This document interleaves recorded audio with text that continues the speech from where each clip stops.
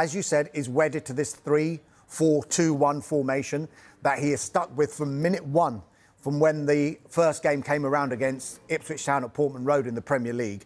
And people were speculating, well, he probably won't go 3 at the back because United are used to 4. He said, no, this is how I want my team to play, and this is going to be my formation. He's basically effectively saying, if they didn't want to play 3 at the back, they needn't have employed me. So Manchester United went into that appointment with their eyes wide open. And I think Matheus Cunha is a player that Ruben Amorim will see, and how he's performed at Wolves in the formation that Manchester United play, in the formation that Ruben Amorim wants to play, and think he'll fit right in here at Old Trafford. Very interesting how he does fit in as well, what the ramifications are for Bruno Fernandes if indeed he stays. Does he drop back to deeper in midfield, as he's played a little bit this season? Now, will this be the first of many for Amorim this summer, both in terms of ins and outs? Yeah, when you said first of many, I'm glad you've said ins and outs, because I think it is going to be a pretty busy summer for Manchester United. You've got a few players who are out of contract anyway, who've already said their goodbyes. We're not going to see Christian Eriksen and Victor Lindelof and Johnny Evans, you don't think, in a Manchester United shirt again. They came to the end of their contracts.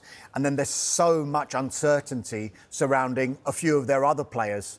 You've got Marcus Rashford, who went on loan to Aston Villa.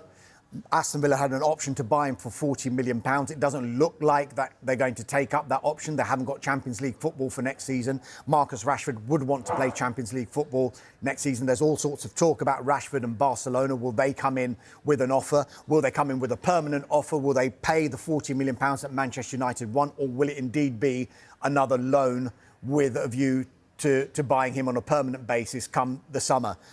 Then there's Anthony. Performed so well at Real Betis, and I think Manchester United will probably think, actually, this was a good move for all parties, this move to Real Betis, because if they were to try and sell him on a permanent basis in January, I'm not sure how much money Manchester United would have got on him and how much they would have recouped of that £80 million they paid to Ajax a couple of summers ago.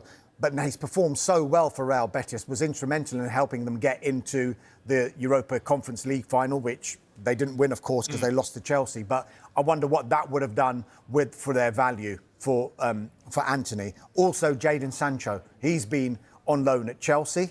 We think that now Chelsea will try and renegotiate his contract, and because they're not going to be able to afford the wages that he's on at Manchester United, they want him to fit into Chelsea's wage structure. Will they be able to do that and then trigger the £23.5 million permanent sale that Manchester United would want? Or will they say thanks but no thanks and then pay the penalty, which we think is around £5 million to Manchester United for not taking up that obligation? And then there's Alejandro Garnacho as well. Hasn't been enamoring. I don't think United are too pleased with some of his social media posts of late, particularly the one after the post-season tour of Asia. Didn't start the Europa League final. Didn't start the Europa League final, and went on social media to complain about the fact that he only got 20 minutes in that final as well, having played a major part in the previous rounds. He could be one to watch as well. Chelsea were trying to sign him in January. Will they go back in for him? There's talk of maybe Napoli being interested in Garnacho as well. So it looks like there's going to be a number of ins at United, but a huge number of outs as well. Well, the season is effectively over, but the 10-day mini summer transfer window is open. There's plenty going on already as clubs look to get their affairs in order ahead of the Club World Cup. And we could see some of the biggest deals of the entire summer over the next few days. Well, Bruno Fernandes, who's been linked with a move to Al Hilal, posted a cryptic message on social media this week. And he's not the only player in the Manchester United squad to be taking to Instagram. Alejandro Garnacho has posted something almost as cryptic. Garnacho posted a picture from a plane with the caption, "Finally," and some emojis, including a crying face and a palm tree, suggesting he's ready for a break after the club's post-season tour to Asia. Chelsea and Napoli are among those considering a move for Garnacho.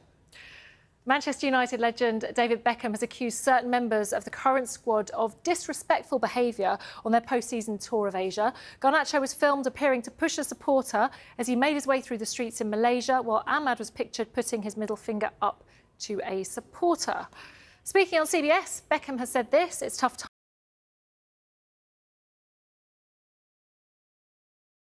Manchester United have shown interest in signing Viktor Gyökeres, especially following the appointment of his former manager, Ruben Amorim. However, several factors complicate this potential transfer. Players' preference for Champions League football. Gyökeres has expressed a desire to play for a club competing in the Champions League, which may not align with United's current standing. Financial constraints. Sporting CP are reportedly holding out for the full £80 million release clause, a fee that United may find challenging given their financial considerations. Competition from other clubs. Clubs like Bayern Munich are also interested in Gyökeres and may be willing to meet Sporting's valuation, potentially outpacing United in the race for his signature.